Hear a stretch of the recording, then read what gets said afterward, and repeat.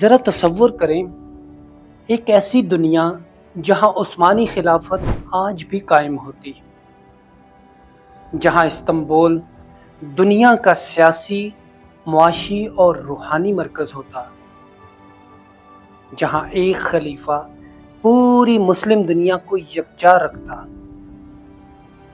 جہاں فلسطین پر ظلم نہ ہوتا اور عراق، شام، لیبیا آج بھی پرامن ہوتے۔ اگر عثمانی سلطنت کبھی زوال پذیر نہ ہوتی تو آج کی دنیا کیسی ہوتی؟ آئیے وقت کے پردے ہٹا کر اس ممکنہ تاریخ کا مشاہدہ کرتے ہیں۔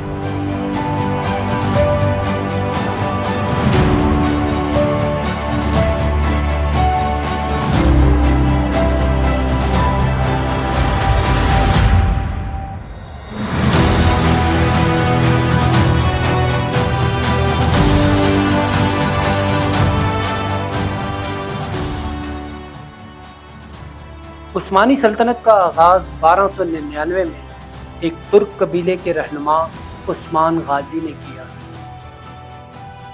چند ہی صدیوں میں یہ سلطنت 3 بر اعظموں تک پھیل گئی۔ 1453 میں سلطان محمد فاتح نے قسطنطنیہ فتح کر کے تاریخ کا دھارا بدل دیا۔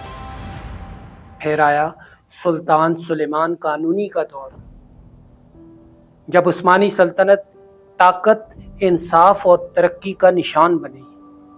اسلامی دنیا کو ایک سیاسی وحدت ملی جسے خلافت عثمانیہ کہا گیا۔ لیکن ہر عروج کو زوال ہے۔ 17ویں صدی سے سلطنت میں سیاسی کمزوریاں پیدا ہوئیں، یورپ میں صنعتی انقلاب آیا اور عثمانی سلطنت اس دوڑ میں پیچھے رہ گئی۔ مغربی طاقتوں نے سازشوں کے ذریعے خلافت کو ٹکڑوں میں بانٹنا شروع کیا۔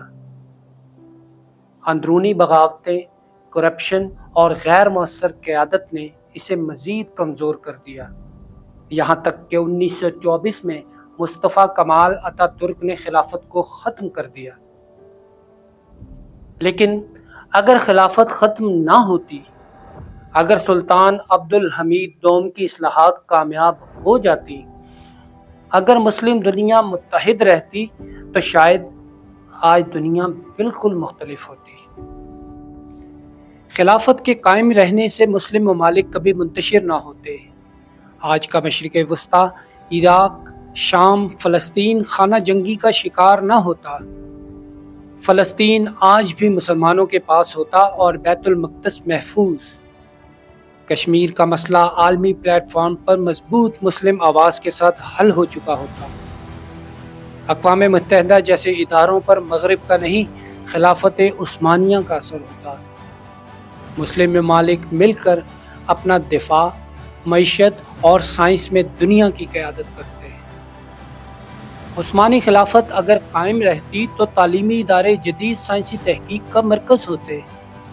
اسلامی اصولوں کے ساتھ ساتھ جدید علوم کو بھی فروغ دیا جاتا۔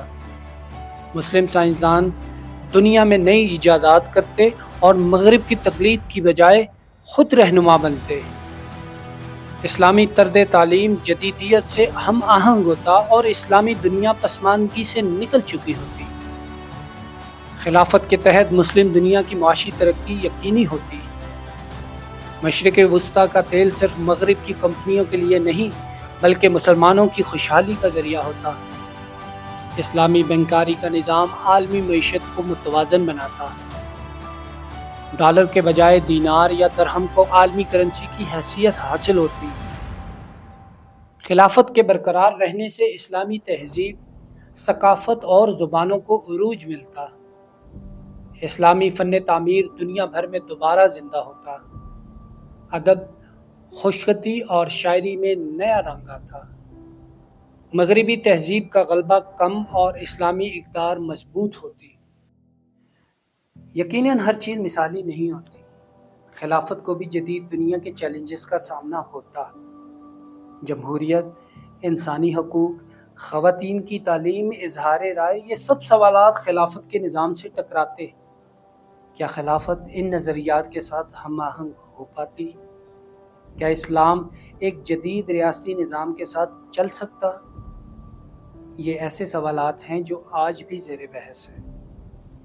اگر عثمانی سلطنت کبھی زوال پذیر نہ ہوتی تو آج کی دنیا ایک اور نقشہ رکھتی، مگر تاریخ صرف کاش پر قائم نہیں بلکہ عمل پر چلتی ہے۔